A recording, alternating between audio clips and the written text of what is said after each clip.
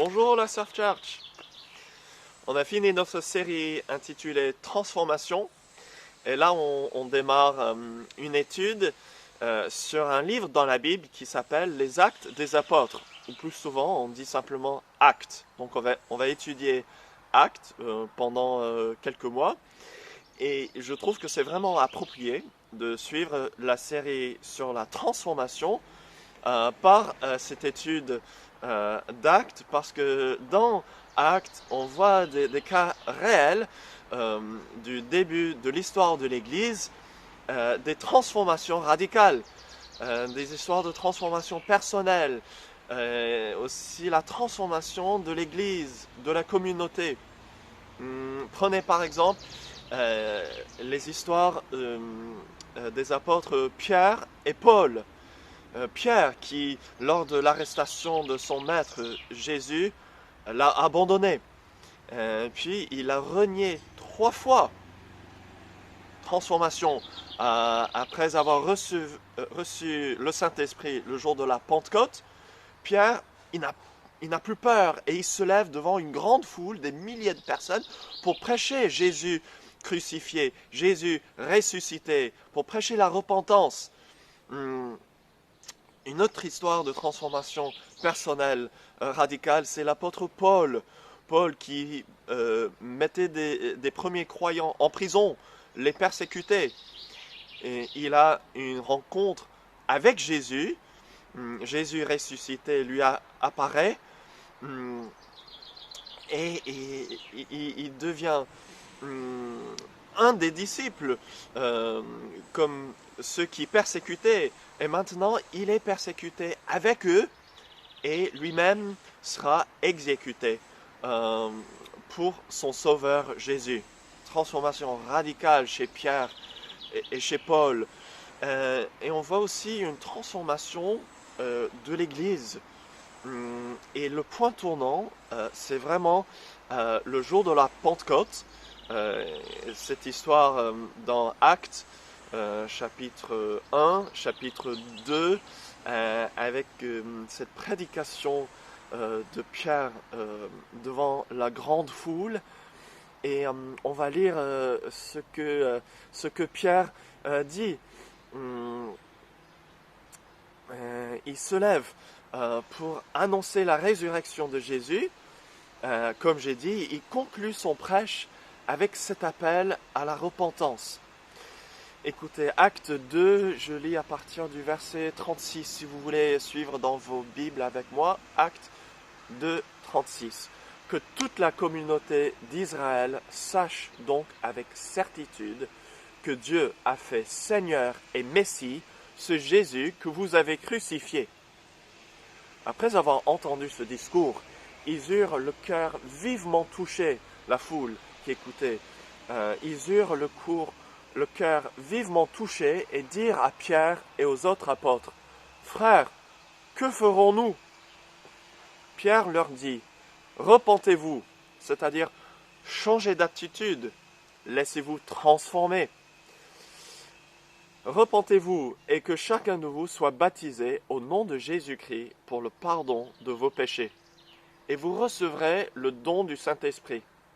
En effet, la promesse est pour vous, pour vos enfants et pour tous ceux qui sont au loin, en aussi grand nombre que le Seigneur notre Dieu les appellera. » Et par beaucoup d'autres paroles, il rendait témoignage et les encourageait en disant « Sauvez-vous de cette génération pervertie. »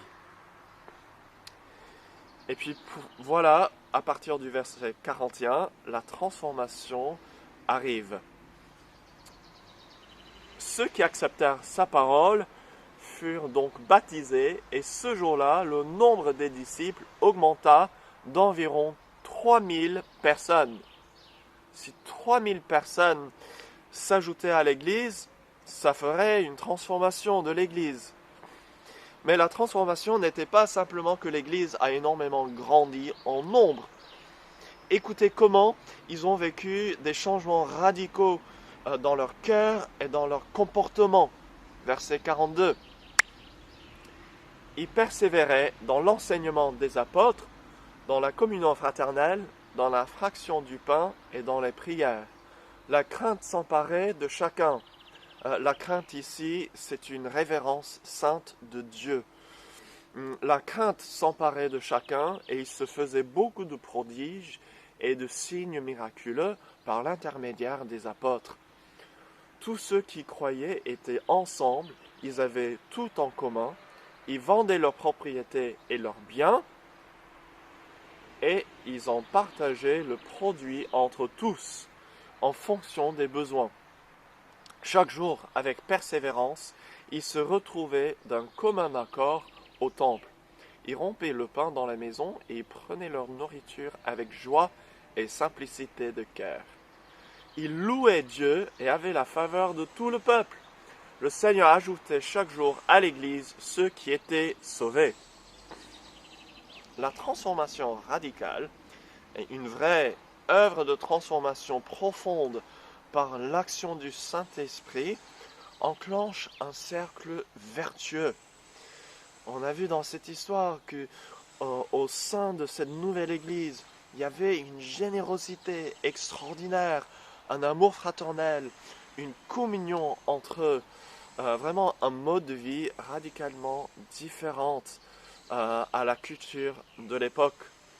Du coup, ça donnait envie aux autres de venir entendre parler de la clé qui fait la différence pour ces chrétiens. Et la clé, c'est leur foi en Jésus, crucifié, ressuscité, et le Saint-Esprit qui vient habiter le cœur de chacun qui l'aime et qui le suive. Et cet esprit qui change tout. Et donc ces personnes vont croire à leur tour. Eux, ils vont être remplis du Saint-Esprit. Eux, ils vont vivre des transformations radicales. D'autres personnes vont voir leur vie et leur changement. Et voilà ce cercle vertueux. Ça fait boule de neige parce que encore d'autres vont être touchés. Mais ça commence par l'Église qui décide de vivre de manière vraiment différente et radicale par rapport à la culture qui nous entoure. Donc je vous exhorte à le faire, à réfléchir à comment vous pouvez vivre de manière radicale, de manière différente. Et je dis vous, mais moi aussi j'ai besoin de changer.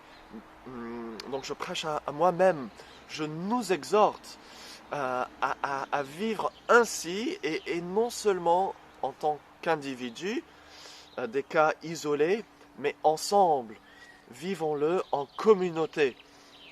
Et voilà pourquoi ce partage ce midi, on a fait un pique-nique à la plage avec un repas ensemble, et puis on a surfé. Voilà pourquoi ces moments sont tellement importants. C'est parce que le monde va voir notre amour, et la Bible le dit, c'est quand le monde verra notre amour qu'ils sauront que nous sommes disciples de Jésus. Et c'est pas sorcier, pour s'aimer, il faut être ensemble, il faut passer du temps ensemble. Et puis il faut penser différemment, il faut oser penser différemment et agir différemment. On parle parfois d'idées reçues. Là, on a des habitudes reçues. Des habitudes reçues de la part de notre culture, de nos familles, et des habitudes pourries parfois. Mais on dit, oh, tout le monde le fait, le monde c'est comme ça, c'est le monde dans lequel nous vivons, c'est pas grave, c'est comme ça qu'on fait. C'est comme ça qu'on parle. Ah bon? Et que dit Dieu qui m'a créé? Il m'a créé pour mieux que ça. Et la Bible dit qu'il a créé ma langue pour bénir, avec des paroles chargées d'amour et de grâce, et non pour critiquer et se plaindre.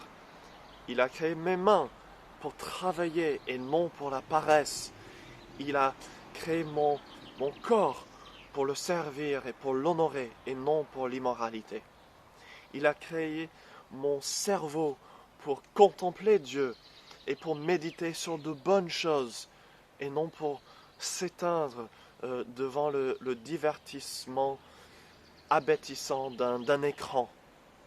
Il a créé mon esprit pour être rempli de son esprit. Change-nous, Esprit de Dieu. Change notre optique sur le monde. Change notre façon de concevoir nos vies. Change nos rêves. Change nos ambitions. Nous voulons vraiment vivre différemment. Et nous avons besoin de ton aide, Saint-Esprit, pour le faire. Nous nous soumettons à toi pour être changés personnellement et en tant qu'Église, afin que nous voyions notre communauté transformée par l'amour de Jésus. Et c'est en son nom que nous prions. Amen. Amen. Que Dieu vous bénisse.